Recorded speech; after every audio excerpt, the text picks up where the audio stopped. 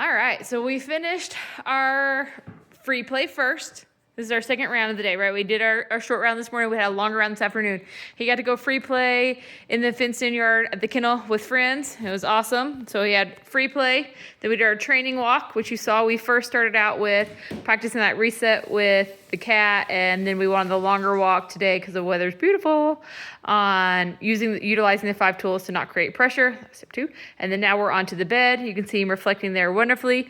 Because we went on a longer walk, he has been a couch potato or bed potato there, just laying there being calm, cool, and collected, just chilling. And he's been here for, I don't know, probably about 2 hours. And he's doing a great job just chilling there. Because he's doing so good, we can love on him while he's on this bed. This is a great time to familiarize him with touching all over him, touching his ears, his tails, his paws, his nose, whatever we want, and just getting him used to us feeling all over him, as well as praising him for just laying there so wonderfully. He's doing so good. The other thing we like to do is start to add in more of the excitement, more of the banging on the windows, more of the knocking on the doors, coming in and out the door, and just working with him on being calm, cool, and collected. Remembering that generally, just like we talked about earlier, once you praise them, they have a tendency to be naughty because they feel like that's their release, where that's not what we're doing. We're just telling them they're good. Doesn't mean they get to do whatever they want. So after Scott loved on him, when he went to walk away, Willie stood up. So Scott is applying distance pressure. So you can see he's just moving around wherever Willie's head is. He's staying in front of him, blocking his view, not touching him. This is why we call it distance pressure. So it's pressure from a distance.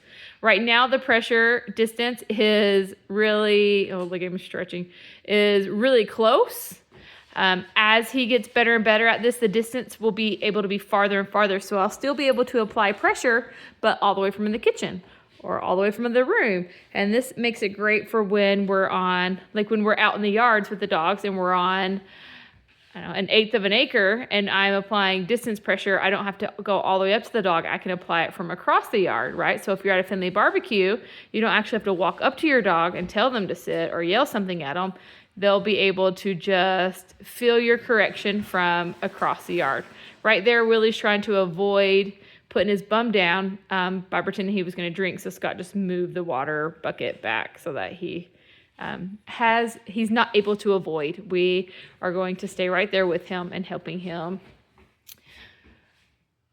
go into that calm state of mind, even though he'd rather just be stubborn.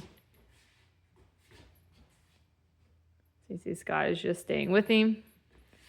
Right now, Scott has his hands in his back pocket. Earlier, you saw him out. Sometimes they're up, sometimes they're down. The hand placement really isn't important as just keeping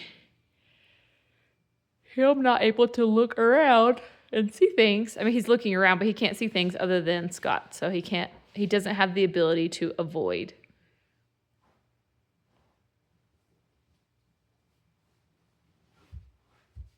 And Willie almost just like gets comfy. He's like, I'll just stand here, that's fine.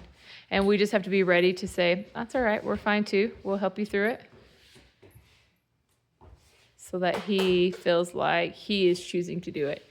Again, if we said SIT or we forced him, he would probably do it instantly, right? But the whole point is to help him understand that it doesn't feel good to stand up. You're having this pressure put upon you. And then all of a sudden you sit down and it feels so good. You can relax and it feels good. And that's what I want to do. And he's like, oh, actually, I like that. That was my idea. I did that. Did you see how when I did this, it made the human walk away? I'm in control. And it makes him feel like he's in control and more willing to learn and do instead of feeling like he just has to be obedient all the time. So so we had our free play, training walk, bed, and next we're going to go to reflection where he gets to go to that room and just hang out and chill and think about all that he learned during training, the good, the bad, the ugly, and all that he can improve on so that the next time we do our training session, he will be better. Do you want to? Yeah. Let's show you how we get him off his bed to go to reflection. And the only way they come off their bed is just like when they're on the walk. They give that tug of the leash where Scott just tugged the leash and he didn't say anything, but the tug of the leash means we're going to get going. And then we're going to take him into his room for reflection. So Scott's just going to take that leash off of him. Oh, He normally goes in really, there you go. He goes in like a champ. I'm assuming he has one at home because he does so well at it. Takes the leash off and he pets on him for just a minute. And then I just want to note, just in case he doesn't, we should be able to open and close this door without Willie trying to bust through. Just had to go on. Should be able to open and close it. We just open it, right? Yep. And Willie is practicing just waiting inside patiently until we actually invite him out. Again, I put the leash on him while he's in the kennel, and the invite out is when I actually pull the leash. And by pulling the leash, that's asking him to come out so that he just is calm, cool, and collected all the time.